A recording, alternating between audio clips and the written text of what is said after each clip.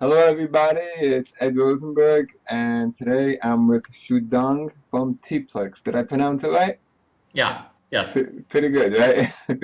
yeah. Okay, so Teapplix is located in California, and disclaimer, I use it myself. I've been using it for like, how long have you been around? Oh, we started developing it in 2007. So, I think we officially kind of, widely distributed it starting in 2009. So, yeah, since Right, because I must be on since like 2008. Because I think it's great. I mean, it's intuitive and it's improved a lot over the years. I think as well. Always adding, the Teaplex today is now a lot more than just a shipping program, which I think people think of when they hear Teaplex. So you want to tell us a little bit about everything it does, please? okay. Okay, yeah, yeah, that's right. We started out as a shipping software. Our initial focus is multi-platform, multi-carrier. We try to do a good job in the US. Integrating with all the carriers, USPS, both stamps.com, Indicia, UPS, FedEx, DHL e-commerce, DHL Express. And after that, we broadened up our solution, followed what our customer needs. We expanded into two major areas. One is inventory control, multi-channel inventory. We could, synchronize the quantity and price of your listings across multiple platforms, help you track your quantity. And the other area is accounting. We integrate with QuickBooks, both the online version, desktop version, QuickBooks Point of Sale, mainly to help you, get all the financial numbers exported into QuickBooks correctly, get the inventory updated correctly, and help you track your profit and loss. So those are the two additional areas that we expanded into. We pretty much, decided that those are the areas we're going to stick to. We're not a listing tool. We Right. will do multi-channel. We will do accounting integration. And slightly different area that people are less familiar with is we've added a lot of Asian support, to help, throughout this process, what we noticed is, a lot of our sellers actually import from Asia. So we are also gradually adding, and also they outsource the labor to Asia. So we're adding support for inbound shipment from Asia into the U.S., as well as supporting localized teams in Asia that could help you, do some of the operation like order management and support and so on. Right. So Now, I think that multi-channel inventory management is great because most people use multi-channel software because it makes them crazy, the inventory. They sell here, hmm they got to take it out of stock in 16 different places. It's ridiculous. So they hmm said to get involved in these multi-channel solutions, some of them charge a fortune.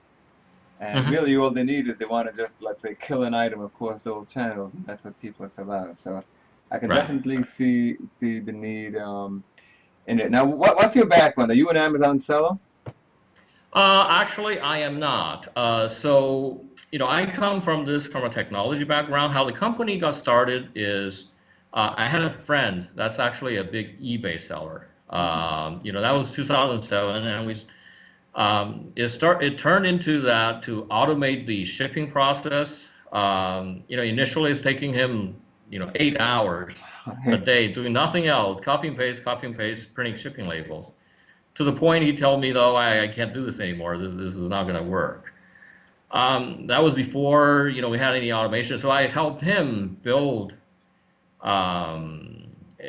basically a really simple PayPal IPN script. That's Hmm. how Teaplex got started. Really? It's a single PayPal instant payment notification handler. It's web-based, integrated with, Indicia, and, automatically printed labels, in batch, in bulk. So, after we built that, with the seller and we kind of discussed it, he pointed to me that saying, "Oh, this is very, very valuable," and I didn't believe him. So I posted an ad on Craigslist. Really? Okay. I posted it in the morning. Somebody called me up. We had lunch at noon. He didn't even see the program. He gave me $500 and said, "Oh yeah, I want this software." And then we said, "Oh no, we really, really need to make this a product, a software. You know, we really started working in 2007 to like make Hmm. this a product.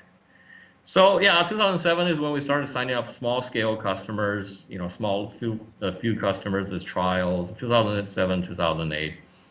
It was fully pushed out, you know, somewhere between 2008 and 2009 timeframe Hmm. with shipping, and then we gradually added, you know, QuickBooks and inventory control. So, but you know, I'm in Silicon Valley. You know, software is my main background. I worked at companies like Sybase, Oh, Juniper Networks. So you know, I'm a technology person in Silicon Valley. So you know, our teams here, you know, we have a very strong technology team. You know, fine. what we need to do is add up our sales and marketing Right. team. But it's funny how you say Sybase. I was actually a database programmer myself. I was a DBA in a database. They're still around, Sybase? Yeah, Sybase is amazingly around. So Sybase, the history of Sybase, it's a spin-off from Oracle? you know, a bunch of Berkeley people and a Hmm. bunch of people from Ingress. Sybase actually, you know, is the same code. Microsoft licensed it to become SQL Server and branched Yeah. the code. That's one thing. The other part of it eventually got sold to a whole bunch of companies. I think the IBM was at one point, you know. So I actually don't know eventually which company it Hmm. ended up. It's still around. Wow, okay, that's like a blast of the past. Let me ask you this question. I got a violation, and I know other fellows got a violation. Like, a lot of times I like to ship on, like in the summer when I get really busy, so I like to, like, I send in a guy Sunday, and, he ships all day. He packs all day, and then Monday when UPS and post office comes, because otherwise it'd be too much on Monday to do everything.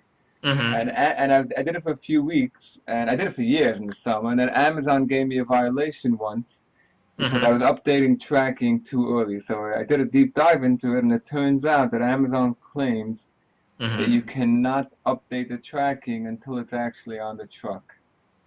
Mm-hmm. And most people think that's ridiculous. Mm-hmm. So Teapplix and every shipping company, they all, have the same thing that as soon as you create the label, like I think a half hour, Mm-hmm. it uploads into Amazon. So have you ever Mm-hmm. heard, are you aware of this issue, or have you ever heard about other sellers? By me, it was the day before, so it's a little different. But have you ever heard? Well, yeah, okay. So actually, you know, the thing is, this policy, you know, I believe is also evolving with Amazon. You know, it's the same with Amazon. Is you know, one of the things that Amazon is slightly different than eBay is they really don't have kind of like a what you know a developer support network officially. Mhm. Okay. eBay actually had a reasonably good support infrastructure to the developer community. So the policy could be rigidly interpreted because we could get an official definition of the policy and we could implement it in our product. Okay. What we don't really have is a full way to say, okay, what is the official policy? We have a lot of interpretation of the policy. You mentioned one is when can you upload a tracking number, right? So Amazon's tracking ship date could be marked down to the second. Okay, if you look at how you update an Amazon tracking through an API, it's more than just a date. It could be up to the second. Mm. But you know, when is that second? You know, what do you set as the date? They do say you can't market ship earlier than the order is paid. You cannot do that, and you cannot market later than the current time. So I cannot on Sunday say let's market shipped as on Monday. I cannot do that. Right. So I could delay it, but in terms of exactly what time on the when it gets picked up or when it gets it's there's not an official policy, okay, Mm. but what we're leaning towards and it's a very complicated problem, right? And we have different sellers that tell us, you know, we've experimented it. We you know what we're leaning towards now is in our software when you generate the label you could post date the label, okay, Mm. and what we will do is market when that day comes around. So if you're on Sunday, you're generating shipping label. Your post date is Monday. Yeah. Yeah, we will try to market ship Monday morning. Yeah. Okay, whether that's violating the rules or have to do it Monday afternoon. There's different time zones in that too. So which day does Right. it count? So uh, I do not have a precise reading of where the rule is, but what we're generally saying is you should postmark your order, and we will delay the marking at least until that day. Now, which hour in that day we have no control. I mean, Right. But yeah. you don't think Amazon will actually give you a violation if you mark it shipped Monday morning and UPS comes Monday night, right? No way. I guess that what they're worried about is, whether you were going to have a scan event on that day or whether the scan Right. event do not on that day. I think if you guarantee a scan event on Then that you're day, I good. don't, right? Yeah. If you miss it is when you start having an issue, Right. That's why right? the scan form that you have, by batch history is great. I do it all the time. I do it every day. The scan form is Yeah. great. For USPS, you have to generate the scan form. But for UPS, remember, UPS and FedEx are different. Most of the UPS now are automatically, basically, they're considered scanned the moment you generate the label in Teapplix. Hmm. USPS, you still have to print the scan form, make sure the collect person have the scan form. I guess the Right. problem comes if the postman doesn't come that day, then you really have an issue. No, no, that's hey, what the problem comes is because we're shipping hundreds of bags, and they're just Uh-huh. grabbing it and throwing it into the truck, and then I check 2 days later and nothing happened. What happens if that truck flips over? I'm out of business because Right. Right. so that's the issue. So, but I mean, what I would suggest, another idea is that you have that feature where you can Mm-hmm. just sync the download every 24 hours. Mm-hmm. So why don't you just give the same option for the upload? Um, Like yes. don't upload until, in other words, upload, sync back to Amazon once, like that, that would solve the problem, I think. Mm-hmm. So that's Yeah, it's we're working in that area. We continue to face this. That we face two problems in our industry. So I know your seller, you have the concern on your side. As part of in the technology industry in software, our competitive pressure is twofold. One is we continue to develop a lot of features and functions, right? The other is, we have this trend in our industry where people are all brought up on the iPhone experience. There's a single button. Okay. What we have is the customer, our seller will say, "Why don't you put a switch? I could do this or that." And then we're going to put another switch, and pretty much soon our product turned into programming. There's so much complicated complicated. logic, right? Oh, I want to only upload when this happens. So we're trying to do a careful balance of, okay, when we have a single dumb button, and that's it. We got one button to push, and okay, we have a million switches on our dashboard. But we are planning